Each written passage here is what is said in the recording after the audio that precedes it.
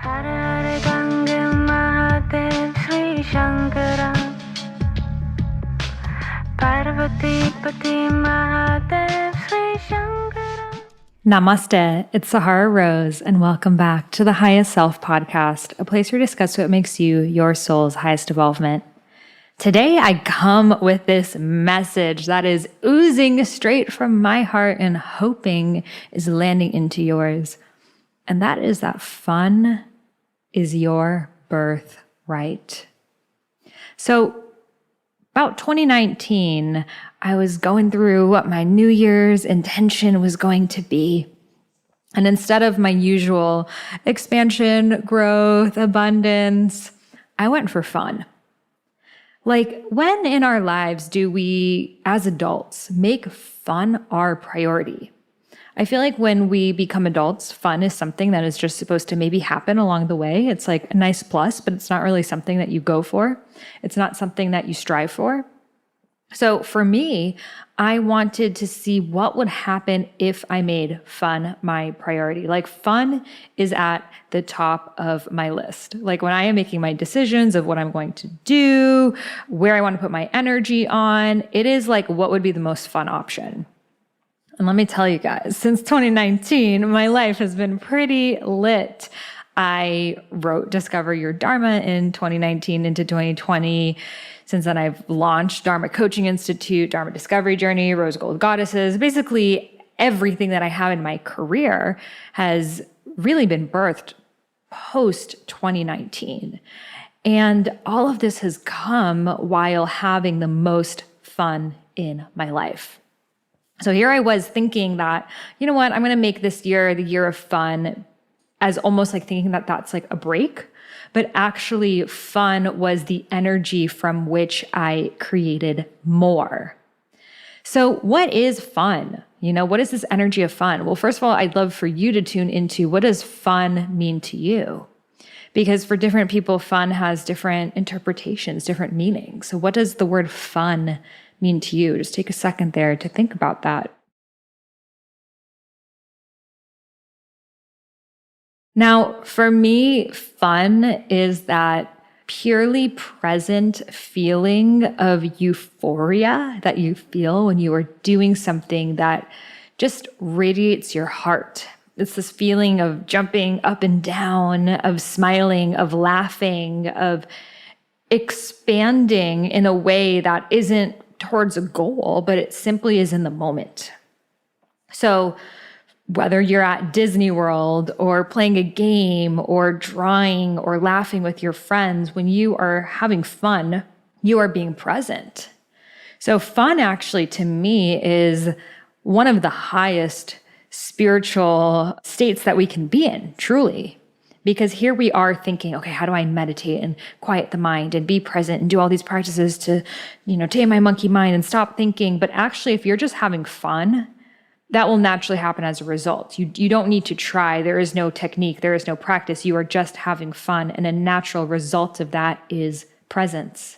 And a natural result of presence is joy and is actually creation. You can hear the thoughts that are behind your egoic mind that are waiting to come through, and you can channel your dharma, your soul's purpose. So fun for me is really what this life is about. I feel like as kids, we knew that inherently. We always, as kids, would make decisions based off of what was the most fun. Like, I don't want to go to that restaurant. That's not going to be fun. I want to go to this person's house. That's going to be fun. Let's play this game. This is fun. Like, we were always looking for, how can I have more fun? And then as we became adults, we were told that those things were not important. They were not productive. They weren't going to get us anywhere. And instead of now playing, we had to study and sit in a desk and do what the teacher told us to do and do all this homework. So not only are we in school for 8 hours a day, then we come home from school, we have all this homework to do. That fun playing all of these things is like, oh no, that was when you were a little kid. Now you're a big kid. Now you're a teenager. Now you're an adult. You can't have fun anymore. That was just, only allowed in ages like 0 to 7. And then afterwards, nope, you're too adult to have fun. And the truth is the way that we inherently learn as human beings is through play. And I don't even think that's just for human beings. I think we've definitely seen this with different apes, chimpanzees, even dogs, cats. We learn through play. Play is that feeling of curiosity of like, ooh, like, what is this leaf? Like, let me learn more about this leaf. Oh, wow, it's crunchy if I do this, or if I break it apart, it has these little strings, or wow, there's this ant on this leaf. I'm curious about that. And we're naturally diving deeper and deeper into something without force, without really any effort. It's coming from this like natural state of wanting, of desiring. And we are still moving deeper and deeper into this thing through playing. So through play, especially as children, we have evidence of this. This is how we learn social behaviors and cues. This is how we learn just the dynamics that it takes to be a human in today's world. We learn this all. We learn, even the dog, they learn how hard I can bite or not, what is going to create a reaction in someone and what is not. We learn all of this through playing. That is how we really test our boundaries. That is how we get feedback. That is how we make sense of the world around us. So why are we to think that that only happens to us at these specific ages, and then suddenly our brain changes and we no longer learn from playing? Who are we to think that?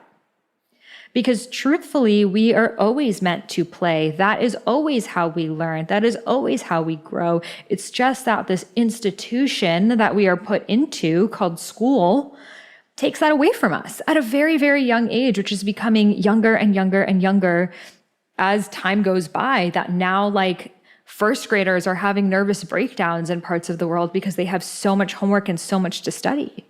So we are basically telling ourselves and we're telling our children that your play is not going to get you anywhere. So you need to sit down, be quiet, focus, move past what your body is telling you to do, move past your natural desires, and instead do this thing that this external voice that has authority over you is telling you to do. And that will somehow get you where you want to go, which will make you happier instead of being happy where you are.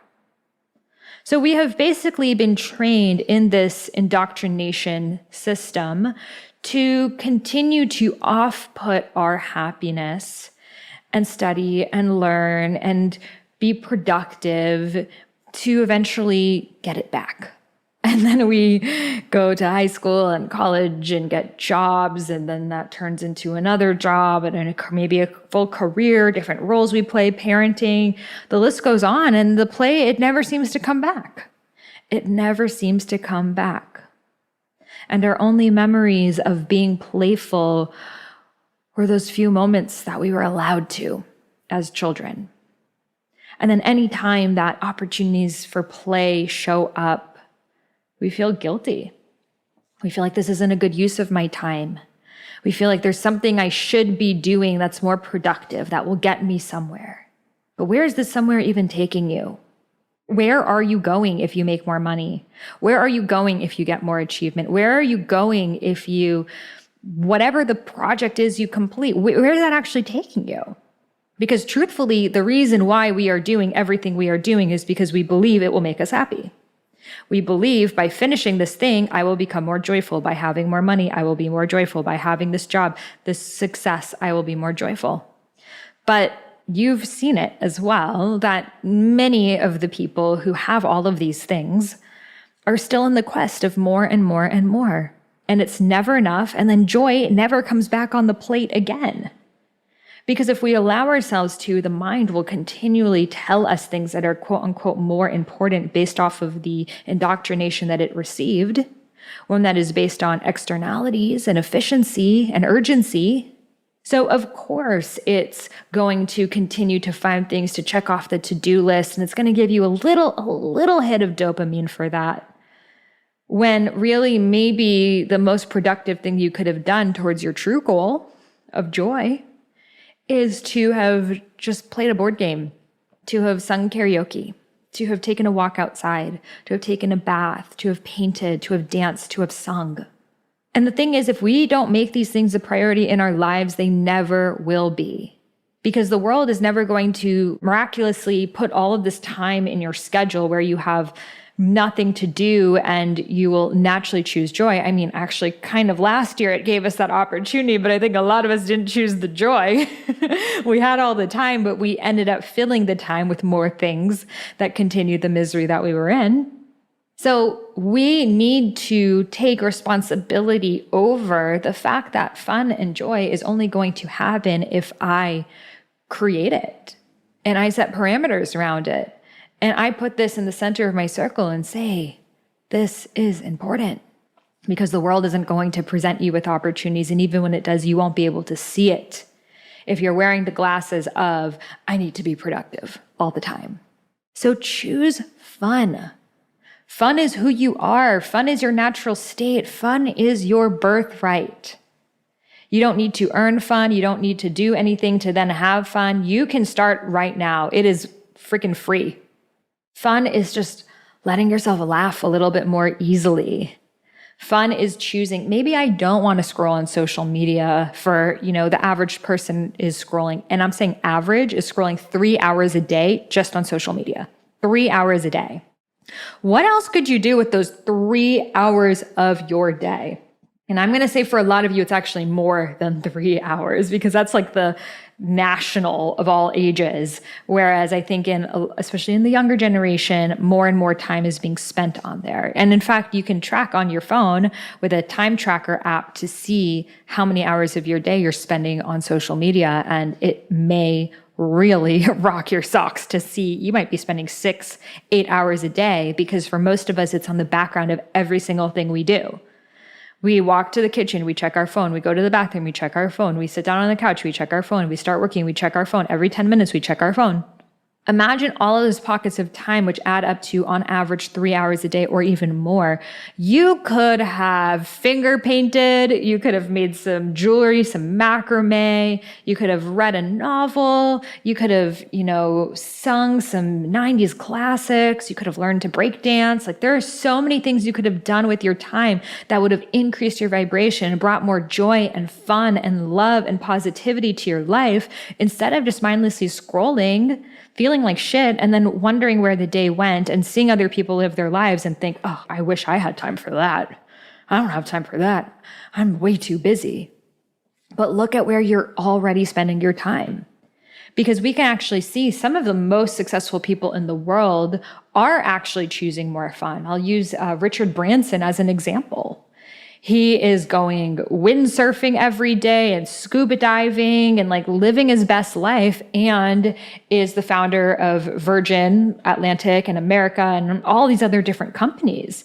So we've created this idea that I need to work at all hours of the day and that's how I'm going to become more successful. Whereas we can actually see examples of people like him and like many others that you can actually grow and be more successful with the energy of fun. And if you ever read about the law of attraction, it really states that when we are in the frequency of joy and fun and bliss and love, which is the truth of who we are, it's so much easier for us to manifest the very things that we want because we're in natural resonance with our truth. There is no more resistance towards what it is that we want. We are in harmony with our true selves. So it's effortless, it's flowing, it's easy. And that is the truth of your soul. All of these resistances that you have, they are not you. All of these limitations you have, they are not you. They are ideas your ego has created that have caused you to think, if I believe these things, I will be more safe. I will be more secure. I will be more loved. I will be more respected. But the truth is, you don't need any of those things because you already are all of the things that you are desiring. You already are love and successful and blissful and important. So let us choose fun, even just as an experiment, like this month only. I'm only giving you this month. Just try it out for size, see how it feels. This month, I invite you to make fun your priority.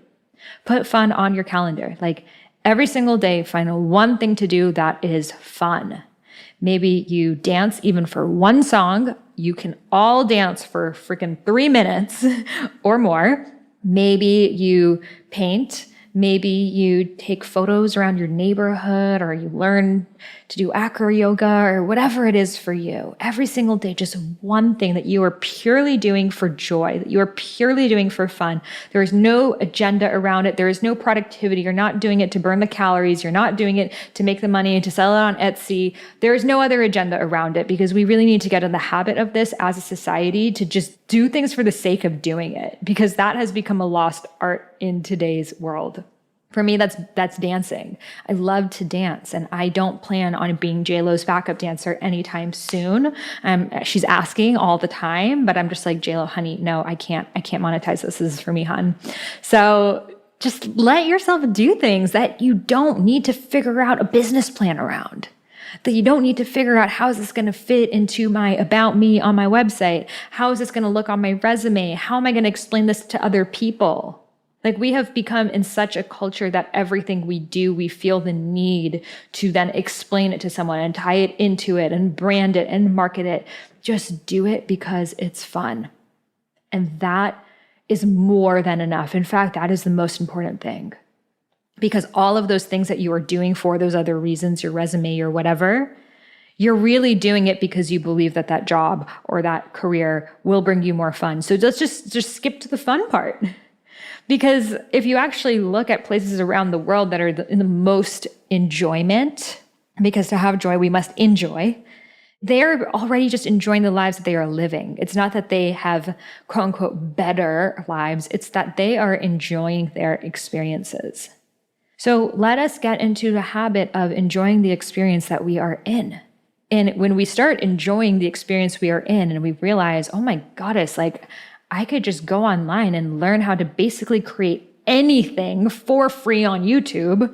Like, what am I sitting on? Like, I could have made like 1 million like lizard with GIMP, back in the summer camp days, those lizards with the beads and the GIMP. I could have made like all these cool recipes. I could have learned how to waltz. Like, there's so much that you can do in your free time. And trust me, if you just get off social media, you will have so much free time, you won't even know what to do with it. I'm not saying you have to delete it. I'm just saying, put a timer, give yourself 30 minutes a day, and really stick to those 30 minutes, because sometimes that timer will be like, you're out of time. Do you want 15 more minutes? You're like, yes, please. No, you cannot. Give yourself 30 minutes a day max, or you could even delete it, or you could, whatever feels right for you. But I even run my business on social media, and I don't spend more than 30 minutes on it a day. So give yourself that time, put fun on your calendar, one fun thing a day, and then one like bigger fun activity each week that you can look forward to. So maybe you tie-dye some old white t-shirts that you have, or you go on a picnic with some friends, or you go hiking with them, you go to a dance experience. Now there's so many things opening back up again. Something each week that you can look forward to. And then even have seasonal things like a camping trip, or you go on a road trip or a vacation, or something that you can look forward to as well. Because the more we fill ourselves up with the fun frequency, the more we actually magnetize what we desire, and the more that we create, and the more that we are in alignment, and the more that we're living the experience that we want to live. So let us make fun our priority and see where life takes us. So if you do want to make fun your priority, I have a Jumping into Your Most Joyful Timeline workshop available for you in my membership community, Rose Gold Goddesses, where I literally guide you through a workshop to choosing what brings you joy into your life, seeing 3 potential timelines that your life could have taken or is taking right now, and building bridges so you could actually jump up to your most joyful timeline. So this is available for you, along with dozens of other workshops that will bring more fun, joy, dance, vocal activation into your life. So Rose Gold Goddesses is on waitlist right now. We're opening doors back up with this incredible challenge in August. So if you're curious, you want to join us in the challenge, learn more about it, head over to rosegoldgoddesses.com. You'll get emailed immediately. And then in August, when we open doors back up, you'll have first access to join us. I hope you enjoyed this episode, and I'll see you in the next one. Namaste.